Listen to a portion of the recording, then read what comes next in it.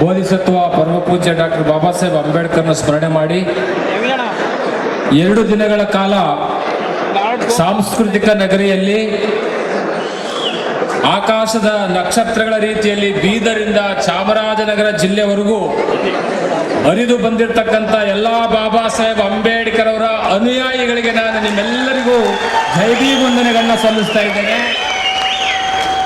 ಈ ಕಾರ್ಯಕ್ರಮ ಅಂಬೇಡ್ಕರ್ ಅವರ ಅನುಯಾಯಿಗಳು ನೀವೆಲ್ಲರೂ ನಿನ್ನೆಯಿಂದ ನಾವು ನೋಡ್ತಾ ಇದ್ದೇವೆ. 25,000 ಜನ ಇಡೀ ಬೀದರಿಂದ ಚಾಮರಾಜನಗರ ಗಡಿಭಾಗದವರೆಗೂ ಈ ಒಂದು ಧಮ್ಮ ಪಯಣಕ್ಕೆ, ಮಾನವ ಮೈತ್ರಿಗೆ ನೀವೆಲ್ಲರೂ ಸಾಕ್ಷಿಗಳಾಗಿದ್ದೀರಿ. ನಿಮ್ಮೆಲ್ಲರಿಗೂ ನಾನು 2 ಸ್ಲೋಗನ್ ಹೇಳ್ತೇನೆ, ಅದನ್ನ ನೀವು ಉಚ್ಚಾರ ಮಾಡಬೇಕು ಅಂತ ಕೇಳ್ಕೊಳ್ತೇನೆ. ನಾನು ಯುದ್ಧ ಬೇಡ ಅಂತೇನೆ, ನೀವು ಬುದ್ಧ ಬೇಕು ಅಂತ ಹೇಳ್ಬೇಕು. ಯುದ್ಧ ಬೇಡ, ಯುದ್ಧ ಬೇಡ, ಯುದ್ಧ ಬೇಡ. ಜೈ ಭೀಮ್. ಈಗ ಈ ಕಾರ್ಯಕ್ರಮವನ್ನ ನಾಡಿನ ಮುಖ್ಯಮಂತ್ರಿಗಳು ಉದ್ಘಾಟನೆ ಮಾಡಿದ್ದಾರೆ. ಮುಖ್ಯಮಂತ್ರಿಗಳ ಜೊತೆಯಲ್ಲಿ ಈ ಕಾರ್ಯಕ್ರಮದ ಬೆನ್ನೆಲುಬಾಗಿ ಈ ಮೈಸೂರು ಭಾಗದ ಉಸ್ತುವಾರಿ ಸಚಿವರಾಗಿ ಸಂವಿಧಾನ ಮತ್ತು ಪ್ರಜಾಸತ್ತಾತ್ಮಕ ಮೌಲ್ಯಗಳನ್ನ ಎತ್ತಿಡಿತಕ್ಕಂತಹ ಡಾಕ್ಟರ್ ಎಚ್ ಸಿ ಮಹದೇವಪ್ಪನವರು ಈ ಕಾರ್ಯಕ್ರಮದಲ್ಲಿ ಜೊತೆಲಿದ್ದಾರೆ. ಇಡೀ ಕರ್ನಾಟಕದಲ್ಲಿ ಬಂಧುತ್ವ ವರ್ಸಸ್ ಹಿಂದುತ್ವ, ಹಿಂದುತ್ವ ಬೇಕು ಅನ್ನೋದಲ್ಲ, ಬಂಧುತ್ವ ಇದ್ರೆ ಮಾತ್ರ ಹಿಂದುತ್ವ ಅಂತಕ್ಕಂಥದನ್ನ ಮಾನವ ಬಂಧುತ್ವ ವೇದಿಕೆಯನ್ನು ಕಟ್ಟಿ ಇಡೀ ಕರ್ನಾಟಕದಲ್ಲಿ ಬುದ್ಧ ಬಸವ ಅಂಬೇಡ್ಕರ್ ರಥವನ್ನು ಎಳಿತಕ್ಕಂಥ ಸತೀಶ್ ಜಾರಕಿಹೊಳಿ ಅವರು ಈ ಕಾರ್ಯಕ್ರಮದಲ್ಲಿ ಮಾತಾಡಿದ್ದಾರೆ. ಅವರು ಚಪ್ಪಾಳೆ ಇರಲಿ. ನಾಡಿನ ಗೃಹ ಮಂತ್ರಿಗಳು ಈ ಕಾರ್ಯಕ್ರಮಕ್ಕೆ ಬೆನ್ನೆಲುಬಾಗಿ, ಮಾನ್ಯ ಸತೀಶ್ ಜಾರಕಿಹೊಳಿ ಅವರು ಬೆನ್ನೆಲುಬಾಗಿ, ಹಾಗೆ ನಮ್ಮೆಲ್ಲರ ಲಾರ್ಡ್ ಮೌಂಟ್ ಬ್ಯಾಟನ್ ಹೇಳಿರ್ತಕ್ಕಂಥ ಮಾತೇನೆಂದ್ರೆ, ಭಾರತದ ಚರಿತ್ರೆಯನ್ನ ಬದಲು ಮಾಡಲಿಕ್ಕೆ ಈ ದೇಶದ ರಾಜ ಮಹಾರಾಜರು ಈಟಿ ಬರ್ಜಿ ಆಯುಧಗಳನ್ನ ಹಿಡ್ಕೊಂಡ್ರು. ಈ ದೇಶದ ಚರಿತ್ರೆ ಬದಲಾಗಲಿಲ್ಲ. ಈ ದೇಶದ ಚರಿತ್ರೆಯನ್ನು ಬದಲು ಮಾಡಲಿಕ್ಕೆ ಕೇವಲ ಪೆನ್ನಿನ ಮುಖಾಂತರವಾಗಿ ಭಾರತದ ಚರಿತ್ರೆಯನ್ನು ಬದಲು ಮಾಡಿದ ಮಹಾನಾಯಕ ಡಾಕ್ಟರ್ ಬಾಬಾ ಸಾಹೇಬ್ ಅಂಬೇಡ್ಕರ್ ಅಂತಕ್ಕಂಥ ಮಾತನ್ನ ಲಾರ್ಡ್ ಮೌಂಟ್ ಬ್ಯಾಟನ್ ಬರೆದು ಹೋಗ್ತಾರೆ. ಆಯುಧಗಳ ಭಾರತ ಅಲ್ಲ ಇದು. ಆಯುಧಗಳು ಮಾತನಾಡಿದ್ರೆ ದೇಶ ಸರ್ವನಾಶ ಆಗುತ್ತೆ. ಆಯುಧಗಳು ವಿಜೃಂಭಿಸಬಾರದು. ಪೆನ್ನು ಕೊಡ್ತಕ್ಕಂಥ ಮಕ್ಕಳ ಕೈಗೆ ದೊಣ್ಣೆ ಕೊಡಬಾರದು. ಮಕ್ಕಳ ಕೈಯಲ್ಲಿ ಪೆನ್ನು ಕೊಡಬೇಕೆ ಹೊರತು ದೊಣ್ಣೆಗಳು ಕೊಡಬಾರದು. ಆಯುಧಗಳು ವಿಜೃಂಭಿಸಿದರೆ ದೇಶ ನಾಶ ಆಗುತ್ತೆ. ಇದು ಬಾಬಾ ಸಾಹೇಬ್ ಹೇಳಿರ್ತಕ್ಕಂಥ ಮಾತು. ಹಾಗಾಗಿ ಬಾಬಾ ಸಾಹೇಬ್ ಅಂಬೇಡ್ಕರ್ ಅವರು ತಥಾಗತ ಗೌತಮ ಬುದ್ಧರ ಕಡೆ ಯಾಕೆ ಮುಖ ಮಾಡಿದ್ರು? ಅವರು ಒಂದು ಮಾತನ್ನು ಹೇಳಿದ್ದಾರೆ. 1956 ಅಕ್ಟೋಬರ್ 14ರಲ್ಲಿ ನಾನು ನರಕದಿಂದ ಬಿಡುಗಡೆಯಾಗುತ್ತಿದ್ದೇನೆ, ನರಕದಿಂದ ಬಿಡುಗಡೆಯಾಗುತ್ತಿದ್ದೇನೆ. ನರಕ ಅನ್ನೋ ಪದ ಯಾಕೆ ಬಳಸಿದ್ರು ಅಂತಕ್ಕಂಥದ್ದನ್ನ ಸನ್ಮಾನ್ಯ ಗೃಹ ಸಚಿವರು ಬಹಳ ವಿಸ್ತಾರವಾಗಿ ಹೇಳಿದ್ದಾರೆ. ಹೊಡೆದಿ ಚಪ್ಪಾಳೆ. ನರಕವನ್ನು ಅನುಭವಿಸ್ತಕ್ಕಂಥದ್ದು. ಇವತ್ತಿಗೂ 6 ನಿಮಿಷಕ್ಕೊಮ್ಮೆ ರೇಪು, ಇವತ್ತಿಗೂ ಬೆಂಕಿ, ಇವತ್ತಿಗೂ ಅದೇ ಸಮಾನತೆ, ಅದೇ ಸ್ಪೃಶ್ಯತೆ. ಹಾಗಾಗಿ ಬಾಬಾ ಸಾಹೇಬರು ಬುದ್ಧರ ಕಡೆ ಮುಖ ಮಾಡಿದ್ರು. ನಮ್ಮ ದೇಶದ ಗೌರವಾನ್ವಿತ ಪ್ರಧಾನಿಗಳು, ನಮ್ಮ ದೇಶದ ಎಲ್ಲಾ ರಾಜಕೀಯ ಗಣ್ಯರು ವಿದೇಶಕ್ಕೆ ಹೋದಾಗ ಹೇಳಬಂತ ಮಾತು ಯಾವುದು? I came from land of Buddha. ನಾನು ಬುದ್ಧನ ನಾಡಿಂದ ಬಂದಿದ್ದೀನಿ ಅಂತ ಇಂಟ್ರೊಡ್ಯೂಸ್ ಮಾಡ್ಕೊಳ್ತಾರೆ. ನಮಗೆ ಬುದ್ಧ ಭಾರತ ಅಂತ ಹೇಳ್ತಾರೆ. ಬುದ್ಧ ಬೇಕು, ಯುದ್ಧ ಬೇಡ ಅಂತ ಹೇಳ್ತಾರೆ. ಬುದ್ಧನ ಭಾರತದಲ್ಲಿ ರಕ್ತದ ಕಲೆಗಳು ಉಳ್ಕೊಳ್ತಾ ಇದೆ. ಆಡುವಾಗಲಲ್ಲೇ ಮನುಷ್ಯರನ್ನ ಕೊಚ್ಚಿ ಕೊಲೆ ಮಾಡ್ತಿದ್ದಾನೆ. ಯಾವ ಧರ್ಮ ರಕ್ತವನ್ನು ಬಯಸೋದಿಲ್ಲ. ರಕ್ತವನ್ನು ಬಯಸೋದು ಧರ್ಮನೇ ಅಲ್ಲ. ಆ ಕಾರಣಕ್ಕೋಸ್ಕರ ಬಾಬಾ ಸಾಹೇಬ್ ಅಂಬೇಡ್ಕರ್ ಒಂದು ತೊಟ್ಟು ರಕ್ತವನ್ನು ಕೆಳಕ್ಕೆ ಕೆಡಗದೆ ಇಡೀ ಭಾರತದ 140 ಕೋಟಿ ಜನರಿಗೆ ಓಟಿನ ಹಕ್ಕು, ನೋಟಿನ ಹಕ್ಕು, ಬೂಟಿನ ಹಕ್ಕು, ಸೂಟಿನ ಹಕ್ಕು, ಟಿಪಿ ಹಕ್ಕು, ಜೆಪಿ ಹಕ್ಕು, ಎಂಪಿ ಹಕ್ಕು, MLA ಹಕ್ಕು, ಮುಖ್ಯಮಂತ್ರಿಗಳ ಹಕ್ಕು, ಗೃಹ ಮಂತ್ರಿಗಳ ಹಕ್ಕು, ಎಲ್ಲ ಹಕ್ಕುಗಳನ್ನು ಕೊಟ್ಟಂತ ಸರ್ದಾರ ಡಾಕ್ಟರ್ ಬಾಬಾ ಸಾಹೇಬ್ ಅಂಬೇಡ್ಕರ್ ಒಂದು ತೊಟ್ಟು ರಕ್ತವನ್ನು ಕೆಡಗಿಲ್ಲ. ಇಂಥ ಬಾಬಾ ಸಾಹೇಬ್ ಅಂಬೇಡ್ಕರ್ ಅವರ ಕನಸಿನ ಭಾರತ ಪ್ರಬುದ್ಧ ಭಾರತ.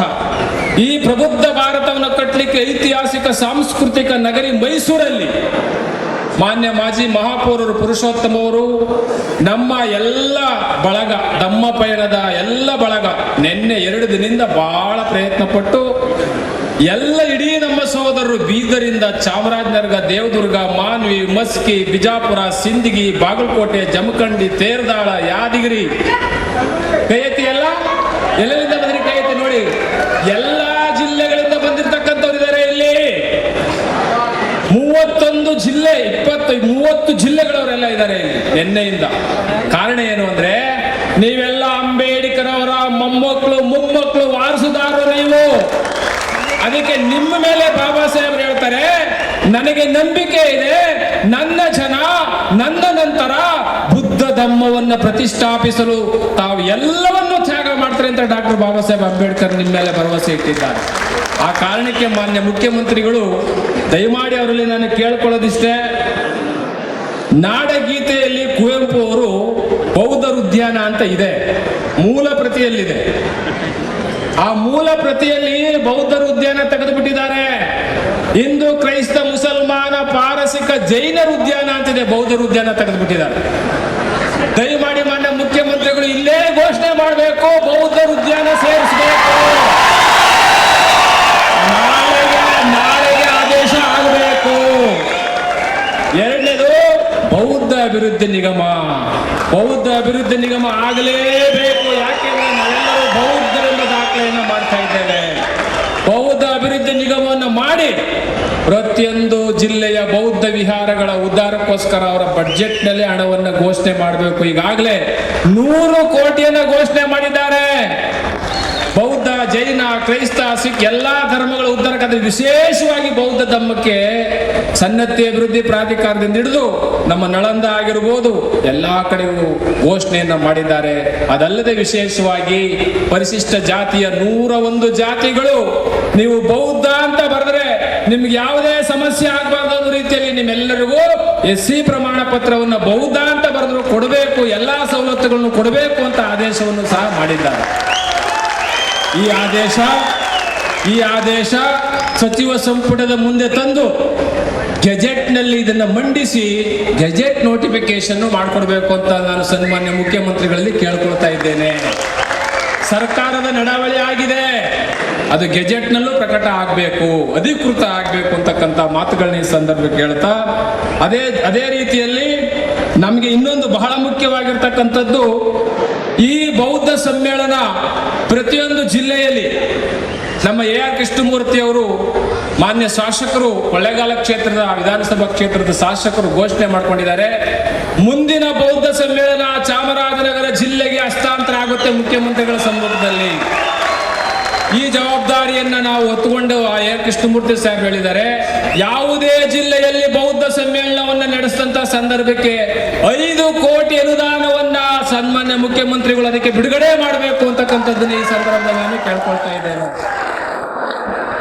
ಪ್ರತಿಯೊಂದು ಬೌದ್ಧ ವಿಹಾರಗಳ ಉದ್ಧಾರಕ್ಕೆ ಪ್ರತಿಯೊಂದು ಜಿಲ್ಲೆಯ ಬೌದ್ಧರ ಕ್ಷೇತ್ರಕ್ಕೆ 20 ಕೋಟಿಯನ್ನು ಅವರು ಮಂಜೂರು ಮಾಡಬೇಕು. ಯಾಕೆಂದ್ರೆ ಸುಮಾರು ಕರ್ನಾಟಕದಲ್ಲಿ ಅತ್ಯಂತ ಹೆಚ್ಚು ಬಜೆಟ್ಗಳನ್ನ ಮಂಡಿಸಿರ್ತಕ್ಕಂಥ ಖ್ಯಾತಿ ಯಾರಿಗಿದೆ ಅಂದ್ರೆ ಸನ್ಮಾನ್ಯ ಸಿದ್ದರಾಮಯ್ಯ ಸಾಹೇಬರಿಗಿದೆ. ಅವರು ಸದನದಲ್ಲಿ ಲೆಕ್ಕಪತ್ರ ಮಂಡಿಸುವಾಗ ನೋಡ್ಬೇಕು ನೀವು, ಅಂಕಿ 0, 1, 2 ಬಿಡೋದಿಲ್ಲ. ಅವರು ಕರೆಕ್ಟ್ ಅಕ್ಯುರೇಟ್ ನಂಬರ್ನ ಹೇಳ್ತಾರೆ. ಅಂಥ ದೊಡ್ಡ ಆರ್ಥಿಕ ಸಂಖ್ಯೆ ಅವರ ತಲೆಯಲ್ಲಿದೆ. ಅವರು ಈ ಕೆಲಸವನ್ನ ಮಾಡಿಕೊಡ್ತಾರೆ ಅಂತ ನಾನು ನಿಮ್ಮೆಲ್ಲರ ಜೋರು ಚಪ್ಪಾಳೆಯೊಂದಿಗೆ ನಾನು ಹಾಗೆ ಅಂಬೇಡ್ಕರ್ ಭವನಗಳು ಜ್ಞಾನದ ಕೇಂದ್ರಗಳಾಗಬೇಕು. ಅಂಬೇಡ್ಕರ್ ಭವನಗಳು ಇಡೀ 30 ಜಿಲ್ಲೆಯ ಬಾಬಾ ಸಾಹೇಬ್ ಅಂಬೇಡ್ಕರ್ ಭವನಗಳು ಜ್ಞಾನದ ಕೇಂದ್ರಗಳಾಗಬೇಕು, ಕೌಶಲ್ಯ ಅಭಿವೃದ್ಧಿ ಕೇಂದ್ರಗಳಾಗಬೇಕು ಅಂತಕ್ಕಂಥದ್ದಕ್ಕೆ ತಾವು ಸುತ್ತೋಲೆಯನ್ನು ಹೊರಡಿಸಿ ಅವೆಲ್ಲವನ್ನೂ ಸಹ ಜ್ಞಾನದ ಕೇಂದ್ರಗಳಾಗಿ ಮಾರ್ಪಡಿಸಿಕೊಡ್ಬೇಕು ಅಂತ ನಿಮ್ಮೆಲ್ಲರ ಜೋರು ಚಪ್ಪಾಳೆಯರಿಗೆ ನಾನು ಅವರಿಗೆ ಬಂಧುಗಳೇ, ಬೌದ್ಧ ಅಧ್ಯಯನ ಕೇಂದ್ರಗಳು, ಬೌದ್ಧ ಅಧ್ಯಯನ ಅಕಾಡೆಮಿಗಳನ್ನ ಮಾಡಬೇಕು. ಯಾಕೆಂದ್ರೆ ಬುದ್ಧ 84,000 ಬೌದ್ಧ ಸ್ತೂಪ ಇತ್ತು ಈ ದೇಶದಲ್ಲಿ. ಅಶೋಕ ಚಕ್ರವರ್ತಿ ಮಾಡಿರ್ತಕ್ಕಂಥ 84,000 ಬೌದ್ಧ ಸ್ತೂಪಗಳು ಎಲ್ಲಿವೆ? ಎಲ್ಲಿವೆ? ಭಾರತ ದೇಶದ ಯಾವುದೇ ನೆಲವನ್ನ ಬಗೆದ್ರೆ ಅಲ್ಲಿ ಸಿಗೋದು ಬುದ್ಧ, ಅಲ್ಲಿ ಸಿಗೋದು ಬುದ್ಧ. ಹಾಗಾಗಿ ತಾವು ಇದು ಬುದ್ಧ ಭೂಮಿ, ಬುದ್ಧ ಸಮಾನತೆ, ಸೋದರತೆ, ಸಮಗ್ರತೆ. ಎಚ್ ಸಿ ಮಾದೇವಪ್ಪನವರು ಇಡೀ ಕರ್ನಾಟಕ ರಾಜ್ಯದಲ್ಲಿ ಸಂವಿಧಾನದ ಪ್ರಿಯಾಂಬಲ್ ಅನ್ನು ಓದಿಸಿ ಎಲ್ಲಾ ಗ್ರಾಮ ಪಂಚಾಯಿತಿಗಳಲ್ಲಿ ಸಂವಿಧಾನದ ಪ್ರಿಯಾಂಬಲ್ ಮೆರವಣಿಗೆ ಮಾಡಿ ಅದರಲ್ಲಿ 3 ಪದ ಸಮಾನತೆ, ಸೋದರತೆ, ಸಮಗ್ರತೆ ಇದೆ. ಅದು ಬಾಬಾ ಸಾಹೇಬ್ರು ಹೇಳೋದು ನಾನು ಫ್ರೆಂಚ್ ಕ್ರಾಂತಿಯಿಂದ ತೆಗೆದುಕೊಂಡದ್ದಲ್ಲ, ರಷ್ಯಾ ಕ್ರಾಂತಿಯಿಂದ ತೆಗೆದುಕೊಂಡದ್ದಲ್ಲ, ನನ್ನ ಗುರು ತಥಾಗತ ಗೌತಮ ಬುದ್ಧರಿಂದ ತೆಗೆದುಕೊಂಡ ಪದ ಅಂತ ಹೇಳಿದರೆ ಸ್ವತಃ ಅಂಬೇಡ್ಕರ್ ಅವರು. ಅದನ್ನು ಉಳಿಸಬೇಕಾಗಿದೆ ಬಂಧುಗಳೇ. ಆ ನಿಟ್ಟಿನಲ್ಲಿ ಈ ಒಂದು ವೇದಿಕೆಯ ಕಾರ್ಯಕ್ರಮವನ್ನ ಸನ್ಮಾನ್ಯ ಎಚ್ ಸಿ ಮಾದೇವಪ್ಪನವರು, ಸತೀಶ್ ಜಾರಕಿಹೊಳಿ ಸಾಹೇಬರು, ಜಿ ಪರಮೇಶ್ವರ್ ಸಾಹೇಬರು, ಯತೀಂದ್ರ ಸಿದ್ದರಾಮಯ್ಯ ಸಾಹೇಬರು ಎಲ್ಲರೂ ಸೇರಿ ಈ ಕಾರ್ಯಕ್ರಮವನ್ನು ಬಹಳ ಶಿಸ್ತುಬದ್ಧವಾಗಿ ಮಾಡಿ ನಿಮ್ಮ ಜೊತೆಯಲ್ಲಿ ನಾವು ಇರ್ತೀವಿ ಅಂತ ಬೆಂತಟ್ಟಿದ್ದಾರೆ. ಅವರಿಗೆ ಜೋರಾದ ಚಪ್ಪಾಳೆ ಬರಲಿ. ಅವರೆಲ್ಲರ ಸಹಕಾರದಿಂದ ಈ ಕಾರ್ಯಕ್ರಮ ಬಹಳ ಅಚ್ಚುಕಟ್ಟಾಗಿದೆ. 2 ದಿನಗಳ ಕಾರ್ಯಕ್ರಮ ಬಹಳ ವಿಜೃಂಭಣೆಯಿಂದ ನಡೆಸಿಕೊಡ್ಲಿಕ್ಕೆ ಕಾರಣಕರ್ತರು ತಾವೆಲ್ಲರೂ ಅಂತಕ್ಕಂಥ ಮಾತುಗಳನ್ನೇ ಸಂದರ್ಭ ಕೇಳ್ತಾ, ಗೌರವಾನ್ವಿತ ಎಚ್ ಸಿ ಮಾದೇವಪ್ಪ ಅವರಿಗೆ ಮೈಸೂರು ತಾಲೂಕು ಜೈಪುರ ಹೋಬಳಿ ಆರೋಹಳ್ಳಿಯಲ್ಲಿ ದಕ್ಷಿಣ ಬುದ್ಧಗಯಾ ಟ್ರಸ್ಟ್ ಅಭಿವೃದ್ಧಿಗಾಗಿ ಸರ್ಕಾರದಿಂದ 10 ಕೋಟಿ ಹಣವನ್ನ ನೀವು ಮಂಜೂರು ಮಾಡಿಸ್ಕೊಡ್ಲೇಬೇಕು ಈ ಬಜೆಟ್ ಅಲ್ಲಿ ಅಂತ ನಾನು ಕೇಳ್ಕೊಳ್ತಾ ಇದ್ದೇನೆ. ಹೊಡೆದಿ ಚಪ್ಪಾಳೆ. ಯಾಕೆ ಅಂದ್ರೆ ಮುಖ್ಯಮಂತ್ರಿಗಳಿಗೂ ಸಹ ಇದನ್ನ ನಾವು ಈ ಒಂದು ಮೆಮೊರಂಡಮ್ ಕೊಡ್ತಾ ಇದ್ದೀವಿ.